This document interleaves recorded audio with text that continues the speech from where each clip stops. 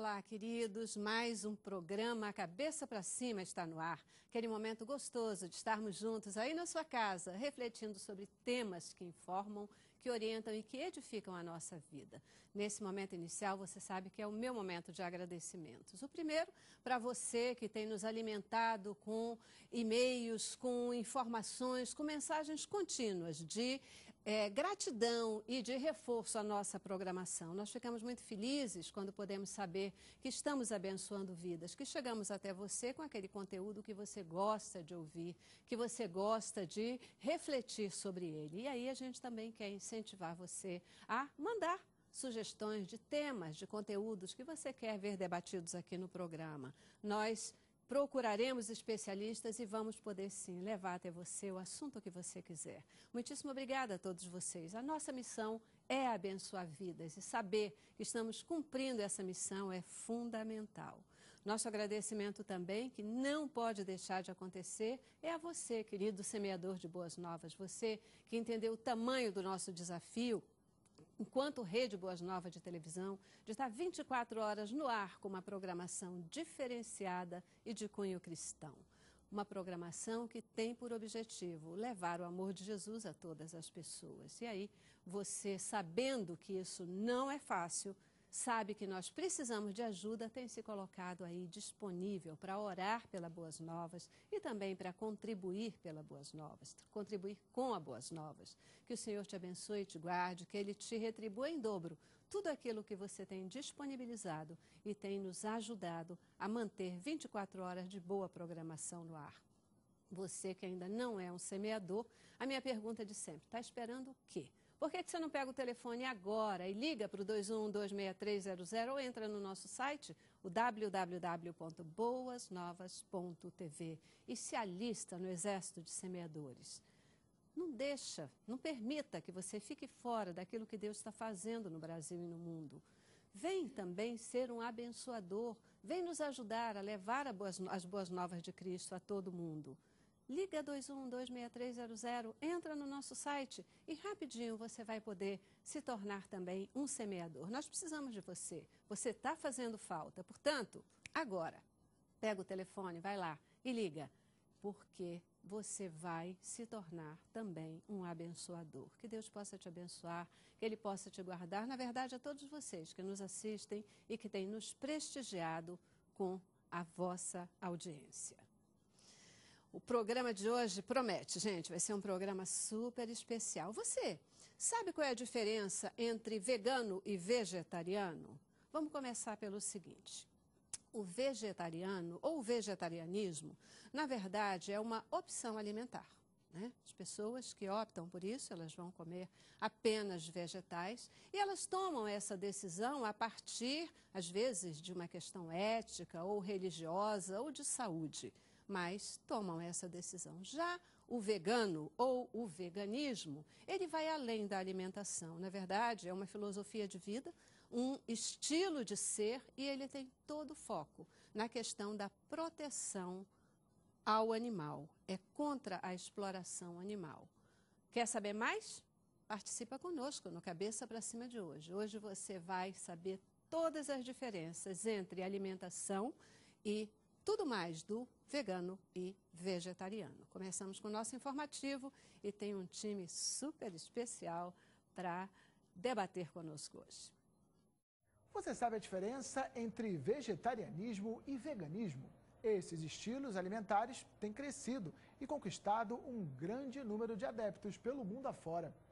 Para se ter uma ideia, segundo o IBGE, cerca de 15 milhões de brasileiros se declaram vegetarianos. Isso corresponde a 8% da população do país. Sobre os veganos, não há números oficiais no Brasil, mas nos Estados Unidos, uma pesquisa realizada pela revista Vegetarian Times, divulgada recentemente, mostra que 3% da população no país é vegana. É isso aí. Parece, né, que o veganismo é uma coisa mais nova, o vegetarianismo já é alguma coisa mais antiga, mas será que é assim mesmo?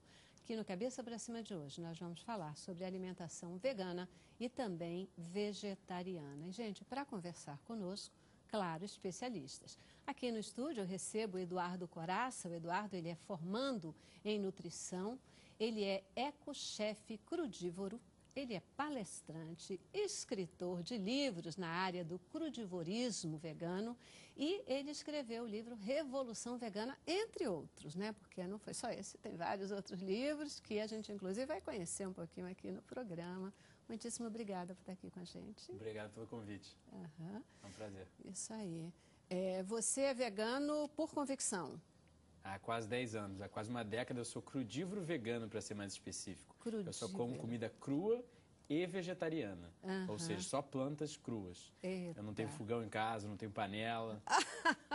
Opa, pode ser aí um bom caminho de Mas uma bela economia. eu comecei por questões de saúde, tá? Isso, eu era diabético, estava para fazer 2 cirurgias, eu tinha muitos problemas de saúde, estava cansado de tentar todo tipo de tratamento alopático, até a medicina chamada natural, e não obter resultados, já que durante 22 anos eu sempre tive sempre aqueles problemas de saúde. Aos 22 eu estava para operar a coluna, o nariz.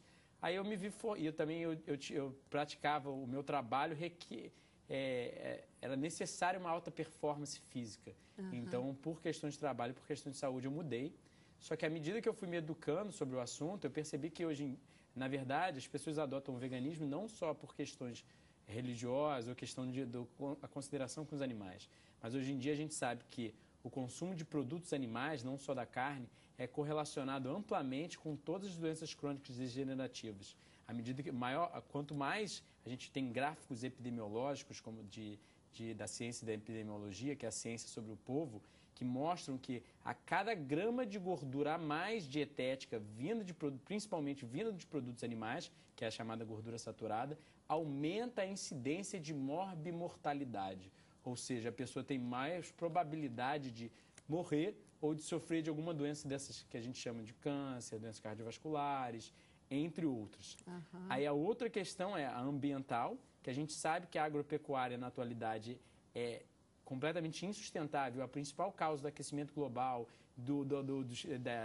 da utilização dos recursos hídricos. Por exemplo, a gente ouve tanto falar sobre a seca, mas não entende que a agropecuária, geralmente, através do mundo, principalmente na Amazônia, derrubando as árvores para plantio de monoculturas, né, principalmente a soja, e a pastagem para os animais, que literalmente as árvores são o pulmão do planeta. Elas filtram oxigênio, elas filtram gás carbônico, produzindo oxigênio, e também auxiliam, elas literalmente criam um rio nas nuvens, ou seja, elas jogam a água do solo para cima, que é o que literalmente traz as chuvas. Chuva, etc. Isso. E a outra questão é, obviamente, a ética em relação a direitos animais. São essas 3 questões que fazem uma pessoa realmente se tornar e se manter um vegano. Porque o que fazem com os animais hoje em dia é inimaginável. Se você vê os dados de dentro da indústria, é inimaginável. A gente vai falar um pouquinho mais sobre isso já, tá bom? Deixa eu apresentar meus outros convidados aqui no programa. Também conosco o Bernardo Mota. O Bernardo, ele é consultor em ecologia e sustentabilidade para a cozinha. Ele é um ecochefe. Já ouviu falar no ecochefe? Pois é, ele é um ecochefe também. E já foi frugívoro, vegano, vegetariano, crudívoro e, vamos ver se eu acerto essa daqui, gente, ovo-lacto-vegetariano. Segundo o nosso diretor, agora você é normal, né? Agora Obrigadíssimo por estar aqui. Muito obrigado por estar aqui, a oportunidade, aos meus companheiros também. E, bom, o que me levou a virar ovo-lacto-vegetariano, hoje, na verdade, eu faço o que eu chamo de gastronomia de transição. Então, eu me considero uma pessoa em transição, porque acredito numa alimentação ideal, mas para chegar lá a gente precisa de uma transição. Então, muita gente entende esses princípios que o Coraça falou, mas que para chegar lá a pessoa não consegue abrir mão por conta de um condicionamento social que a gente está vivendo. Verdade. Então, para a gente chegar lá, a gente precisa de uma transição. E o que eu faço hoje na minha vida é uma transição, porque como eu já fiz de tudo, e também há mais de 10 anos, experimentei diferentes dietas, isso em algum momento foi agressivo para mim. E aí hoje eu respeito muito a minha vontade também, além de respeitar o direito dos animais, as questões emocionais que a comida tem para mim. Então hoje eu faço o que eu chamo de gastronomia de transição. Então eu me considero uma pessoa em transição. Não tenho um rótulo de vegano, de frugívoro, de ovo-lacto ou de lacto-vegetariano, mas eu estou em transição. Bacana, bacana. E eu acho que é fundamental, né, essa questão da transição. o que te faz tomar essa decisão dessa mudança no perfil alimentar? É alguma questão de saúde também ou, assim, de saúde imperiosa, né? Ou uma percepção de melhoria mesmo nessa tendência? Eu nunca tive nenhuma questão de saúde para me levar a tomar essa decisão. Perfeito. Mas a consciência e a informação desses 3 pontos que a gente falou aqui, que é a ecologia e a sustentabilidade, o direito aos animais e a saúde. Perfeito. À medida que eu tive informação, eu criei essa consciência e mudei minha alimentação radicalmente. Perfeito. E foi uma mudança natural, até que ela virou radical, e aí eu vivi várias experiências durante mais de 10 anos, e aí cheguei a essa conclusão que eu estou vivendo hoje, que nem sei se é a certa mesmo. Não, é porque muitas vezes, por exemplo, como no caso dele, é uma questão de saúde, uma doença que você tem, né, faz com que você tenha uma necessidade, não tem jeito, você muda ou morre. Muda ou muda, né? Sim. Deixa de ser preventivo e passa a ser o tratamento. Exatamente. E às vezes não, é uma questão de uma decisão, de uma opção de vida, como me parece que é o teu caso. Mas deixa eu apresentar minha última convidada, porque hoje a gente já começou debatendo e conversando, né? Olha, também está com a gente hoje a Flávia Menezes. A Flávia, ela é nutricionista da Nutivitale Saúde e Bem-Estar e também da Esporte Vital Academia. Portanto, alguém que pode aí nos ajudar com todos os conceitos também aí dessa questão da saúde mesmo, né? Para saber se a carne é tão ruim assim quanto foi dito. Mas olha, muito obrigada por estar aqui com a gente. Obrigada pelo convite. E eu acho assim bastante válida, né, essa discussão, porque para a gente poder avaliar que todos os alimentos, se combinados da maneira adequada, eles podem trazer resultados muito positivos, né? Exatamente pela variedade de nutrientes que a gente vai ter através da combinação de todos eles. Então, a gente vai poder ver que a alimentação vegetariana... Vou deixar para depois, né? Porque senão acaba entregando de bandeja logo de cara, no início, né? Mas também é isso mesmo, né, Flávia? Eu acho que tem uma questão de... a consciência, a tomada de decisão por diferentes motivos, né? Muitas vezes o radicalismo de uma mudança sem uma motivação clara, ela pode ficar sem sentido, ela pode se tornar mais difícil, ela pode tirar o prazer de viver. E uma coisa é certa, a vida é para ser prazerosa, né? Deus, quando Ele fez a gente, Ele fez o universo, Ele fez para que nós fôssemos felizes, né? Felizes, que nós tivéssemos saúde, nós e os animais. Mas que houvesse realmente felicidade. Então, eu acho que essa questão da balança a gente precisa ter clareza dela para tomar uma decisão bacana, mesmo em relação a isso, né? Então, a gente já falou um pouquinho, né, vegano, vegetariano, diferença numa alimentação vegana, uma alimentação vegetariana.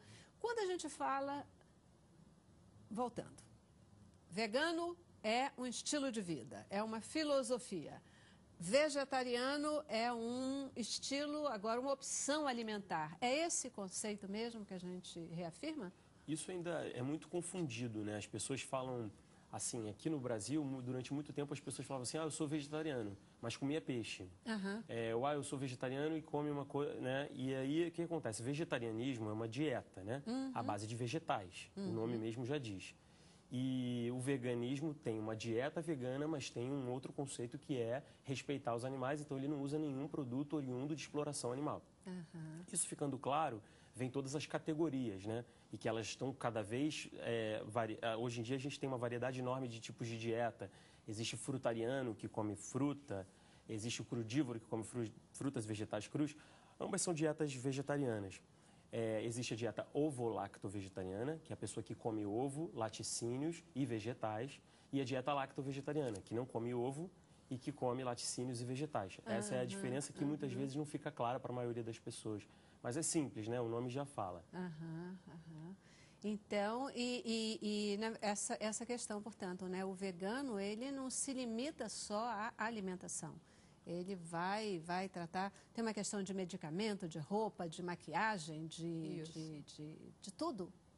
A gente tenta se abster do uso de couro, cosméticos que sejam testados em animais e diversas coisas que causem qualquer sofrimento, qualquer tipo de escravização. Por isso que a gente não consome nem mel. O vegano, na verdade, dieteticamente falando, ele não consome leite, carne, ovos, queijo, mel. Aí, eis a questão, qualquer coisa que possa ser... É que nem a questão do mel, a pessoa pergunta, obviamente tem questões nutricionais, mas a gente vai pensar na abelha. A abelha produziu durante 3 meses o mel para ela e para a prole dela. Ou seja, a gente escraviza ela, quando ela produz a comida dela para o inverno, a gente vai, rouba ela, mata várias no processo, né? Porque você não tem como pedir para ela chegar para o lado para você tirar o mel. Aí, quando você rouba elas, eles jogam água com açúcar para ela comer. A gente sabe que açúcar refinado e água não seria a comida natural da abelha e não promoveria a melhor saúde possível. É que nem uma pessoa... A gente não recomenda nem para o ser humano, né? Então, da abelha. É que nem, literalmente, uma pessoa chegar, trabalhar por 3 meses e depois chegar um ladrão e falar, ó, tomei todo o seu salário, tomei tudo que você juntou nesses 3 meses e você não tem nem o que comer. Entende? Nem você, nem seu filho. Só que você não tem como pedir, sabe, e bater na porta de alguém pedindo comida, que a abelha não tem como fazer isso, né? Então, aí, tirando que às vezes eles podem te matar durante o processo, né? Durante o roubo. Então, a gente começa a entender um pouco mais a questão ética por esse simples detalhe, tirando várias outras coisas. Mas essa que é a diferença entre o que ele falou. Existem várias categorias, mas todas elas são dietas vegetarianas. Tá certo. Eu ia perguntar sobre essa questão do mel, porque está lá o mel, né? Se a gente não usar, ele vai acabar ficando perdido, mas você já explicou aí no sentido do que se faz em relação à própria abelha. Mas, e o ovo? Por que não? Se o ovo, ele vai ser colocado, né? O leite, por que não? Se o leite vai ser disponibilizado. Aqui tem um negócio assim, a gente tem que dar umas paradas. Eu já preciso fazer o meu primeiro intervalo. Eu vou para o intervalo e eu volto para a gente falar ainda um pouco sobre isso. E eu quero ouvir também um pouco da Flávia sobre se uma pessoa que faz uma opção por uma dieta desse tipo, ou vegana, ou vegetariana, se isso tem alguma influência efetiva no desenvolvimento do organismo, se gera carências. Curiosíssima, uma criança, ela pode ser vegetariana ou isso vai influenciar no desenvolvimento dela? A gente vai falar. Né? Tá bom? Logo depois do intervalo. Vamos lá.